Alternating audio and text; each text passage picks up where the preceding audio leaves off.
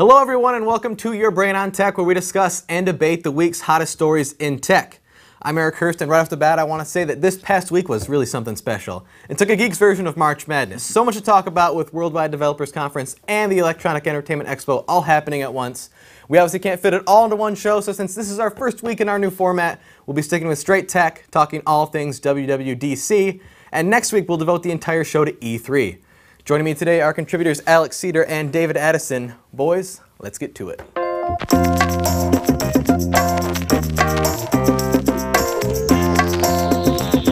We'll start things off in the order they were delivered in Apple's keynote, starting with the new OS X update, Lion. David, since you've already been playing around with it on your laptop, what can you tell us about it? Well, just like they had mentioned when they first previewed Lion a while ago, they really were bringing the iOS experience to your laptop and to your Mac, starting with the multi-touch gestures. Those things are so hardwired into the system, it's crazy. Every app, there's a gesture to get in and out of things. We've started using 4 fingers to control, which is the most that you really can fit in a trackpad.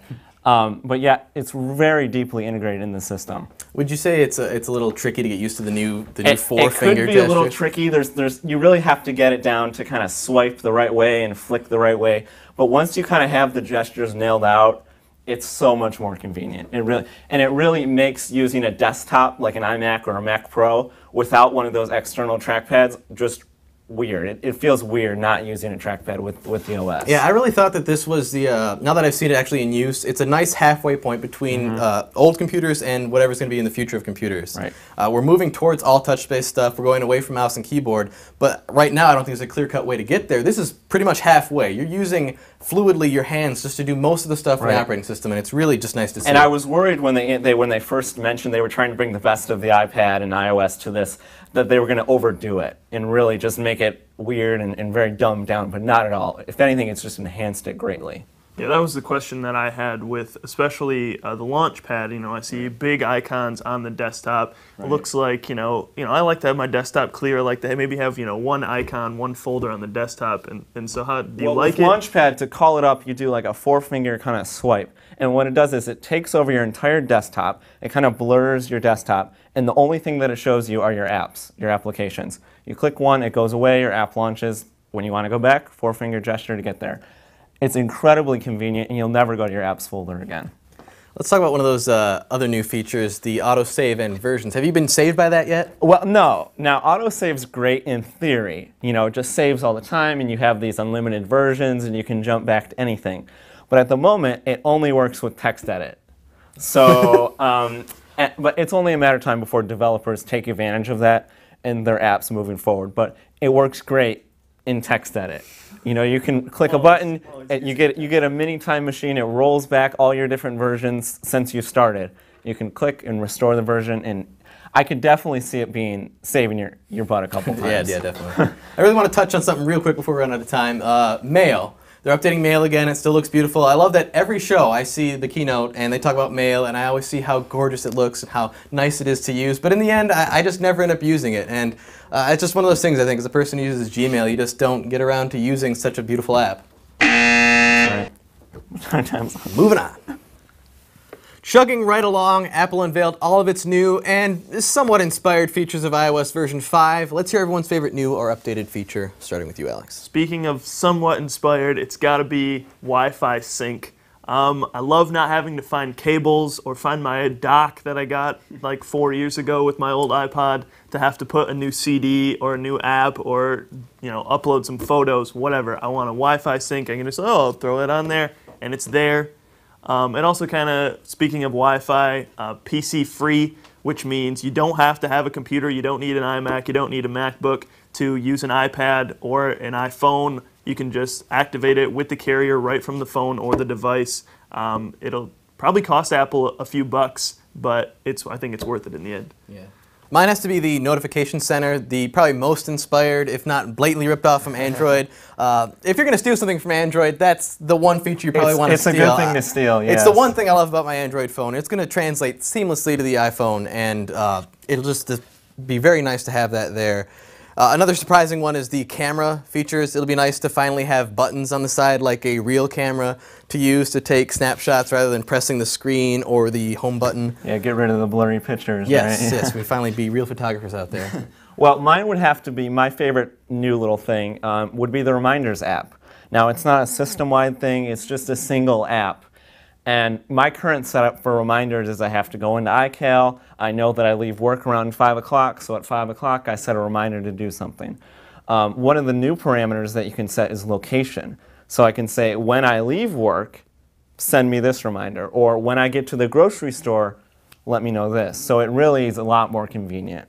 Yeah, and that's kind of like the theme of this whole update, and even with Lion too. It's a bunch of small features that, they say there's over 200 new features. 200 and some. They all don't do a whole lot, but when you add them together, you get a nice big update that really does change a lot of what iOS does. Well, I think that's what Apple's really good at, is taking things that somebody's already done or that developers, apps developers are already making, and adding them and integrating them into their own operating system. Well, even like the iMessage thing, the new instant message system for iOS devices.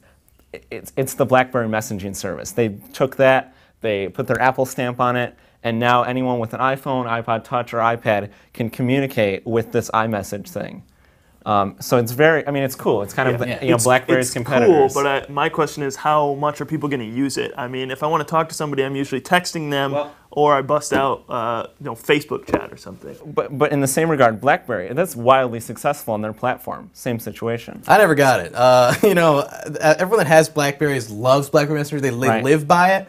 I don't get it, because maybe it's because I'm not one of them. Well, I just text or email or send an instant message on Facebook. What is a BlackBerry? Yeah. We'll leave it there. All right. Lastly, Apple unveiled its entry into the cloud music arena with iCloud. David, how does it compare with what's already being offered by Amazon? Well, I don't even know if you really can compare the two. The iCloud is like this full service, fully fledged, kind of really everything. And then Amazon's kind of like a Dropbox little storage. It's like a USB key in the cloud. That's Amazon. I really see iCloud as being a full-fledged syncing with all your devices, and Amazon being like a USB key, a USB drive that you have access to anywhere. All right, let's move to Alex. You've been playing around with Google Music for a little bit. How does that compare? I mean, it's not exactly the same. Google Music is strictly music, and the iCloud is documents, photos, whatever. But they're kind of in a different arena, where with Google Music you just have to sit there and take the weeks to upload all your music. I'm about 1,000 songs in out of maybe 25,000. So it takes a while, but the iTunes Match is a pretty cool feature that iCloud offers. For me, I don't download music from iTunes very much, so I can pay the $25 a month, or a year. That's even better. $25 a month would be pretty expensive. $25 a year, and I can, they'll match the songs that they can find in iTunes that I have.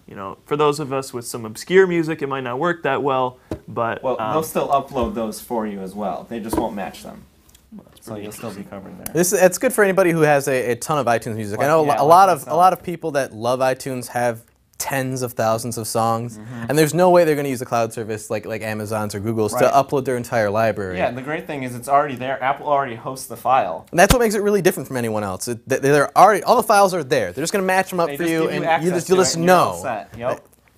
Yeah, and I have to say, I started using the beta of the iTunes download service, where you buy a song on your computer and it gets downloaded on all your devices, and it works beautifully. If the rest of the iCloud works as well as the music part does, it's going to be fabulous. Well, let's talk about the pushing, that we no longer have to go to the cloud. It'll just automatically push it everywhere. Well, my qualm with that might be, what if I don't want my devices to sync up? Like right now Then you turn it off in system preferences. Well, what if I want some things to sync up? I have an iMac, I have an iPod, I have a MacBook Pro. I like to keep certain things, but what if, do they give you the option? Yes. So in System Prefs, you say you want to sync your music, your calendars, you can turn on and off. So if you don't want your music on all your devices, or you don't want your calendars on all your devices, you just selectively turn those off. It's Apple, guys. They've made it. They've taken the best of Google and Dropbox and everything and just kind of made it all into this one free service. Yeah, free. That's another thing. You wouldn't expect that from Apple. Something this exclusive. They used to charge $99 for something that wasn't a quarter as good. Yeah, now all this for free. That's just Apple. They'll make something and then it just works and everyone's going to love it and use it probably. R.I.P. mobile. All right, we're out of time. Boom! We're out of time. I want to thank Alex and David for joining me this week. Don't forget that next week we're talking all things E3. What sucked, Nintendo's console naming scheme, what rocked, everything about Skyrim, and tons more. Check out our website at yourbrainontech.com for past and present episodes, which, if this is the first episode you've watched, will really confuse you. Follow the show on Twitter at twitter.com/yourbrainontech, and be sure to like us on Facebook. Thanks for watching. We'll see you next week. Okay. Steve Jobs just Stick to books. stomped all over Amazon.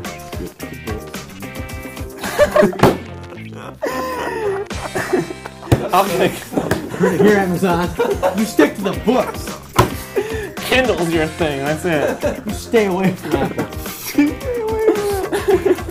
Leave Apple alone.